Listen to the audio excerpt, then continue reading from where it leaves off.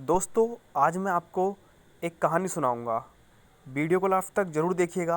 अगर आपको कहानी पसंद आए तो कमेंट में कहानी के प्रति 2 शब्द ज़रूर कहिएगा। ये कहानी है एक ऐसे व्यक्ति की जिसकी अगरबत्ती की दुकान थी। एक व्यक्ति ने अगरबत्ती की दुकान खोली। नाना प्रकार की अगरबत्तियां थीं। उसने दुकान के बाहर एक साइन बोर्ड लगाया, यहाँ सुगंधित अगरबत्तियां मिलती हैं। दोस्तों, कहानी को आगे बढ़ाने से पहले मैं आपसे रिक्वेस्ट करना चाहता हूँ कि वीडियो की क्वालिटी को थोड़ा बढ़ा लीजिएगा। 480p या 720p पे कर लीजिएगा, जिससे कि आपको कहानी पढ़ने के साथ साथ सुनने का भी आनंद मिले। ठीक है। और दोस्तों, चैनल को हमारे सब्सक्राइब ज़रूर कर लीजिएगा, जिससे कि आपको इस तरह की कहानी के साथ साथ अन्य रोचक जानकारियाँ भी मिलती रहें। कुछ ऐसे तथ्य हैं जो कि आपने पहले कभी ना सुने हो, ना जाने हो। चलिए कहानी को आगे पढ़ते हैं। दुकान चल निकली। एक दिन एक ग्राहक उसके दुकान पर आया और कहा, आपने जो बोर्ड लगा रखा है उसमें एक विरोधाभास है।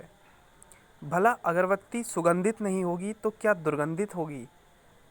ये कहा एक ग्राहक ने, क्योंकि बाहर जो बोर्ड लगा हुआ था उस पर लिखा हुआ था, यहाँ सुगंधित अगरबत्तियाँ मिलती हैं। आगे उसकी बात को उचित मानते हुए विक्रेता ने बोर्ड से सुगंधित शब्द मिटा दिया। अब बोर्ड इस प्रकार था, यहाँ अगरबत्तियाँ मिलती हैं। इसके कुछ दिनों के बाद किसी दूसरे सज्जन ने उससे कहा, आपके बोर्ड पर यहाँ क्यों लिखा है?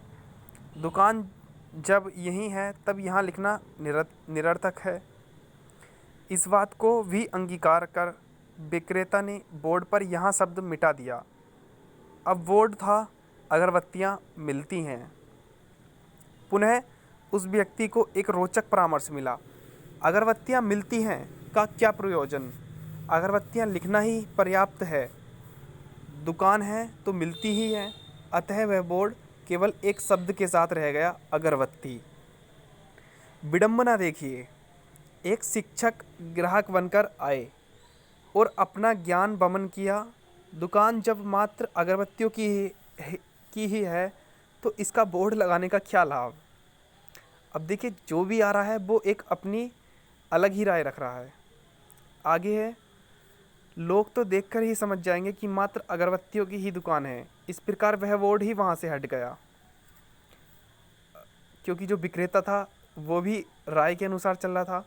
उसने पहले एक एक की बात सुनी और जैसे जैसे उन्होंने बोला वो शब्द हटाता चला गया और आखिर में बोर्ड ही हटा दिया।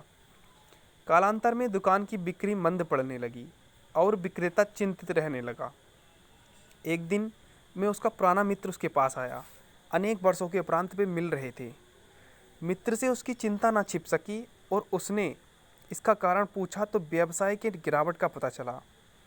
मित्र ने सब कुछ ध्यान से देखा और कहा, तुम बिल्कुल ही मूर्ख हो।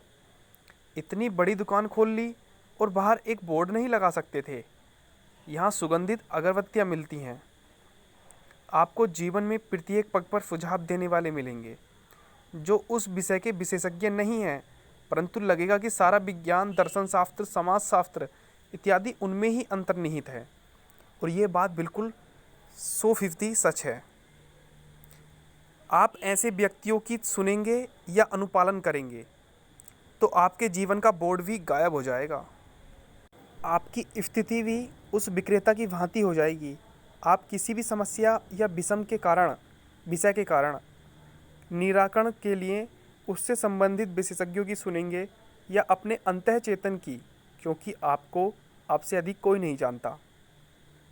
तो दोस्तों, इस कहानी का जो सार है वो ये है कि दूसरों की कही गई बातों को पहले अच्छे से विचार कीजिएगा।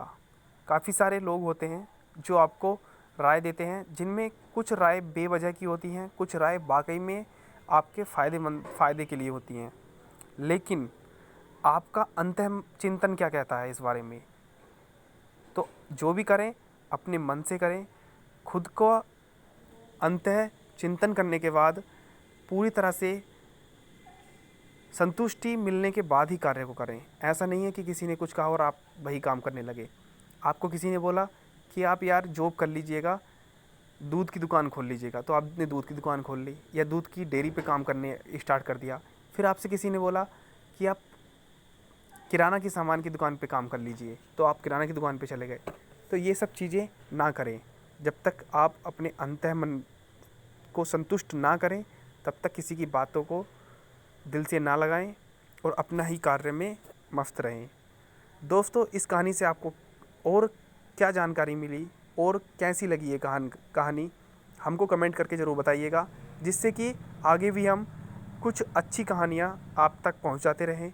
साथ ही साथ दोस्तों, आपसे रिक्वेस्ट करना चाहूँगा कि चैनल को सब्सक्राइब ज़रूर कर लीजिएगा, क्योंकि आपको इन कहानियों के साथ साथ कुछ ऐसे तथ्य भी पेश किए जाएंगे, कुछ इतनी विरल जानकारियाँ आपको दी जाएंगी जो कि आपने पहले कभी ना देखी हो ना सुनी हो। तो मिलते हैं नेक्स्ट वीडियो में, तब तक के लिए जय हिंद, जय भारत।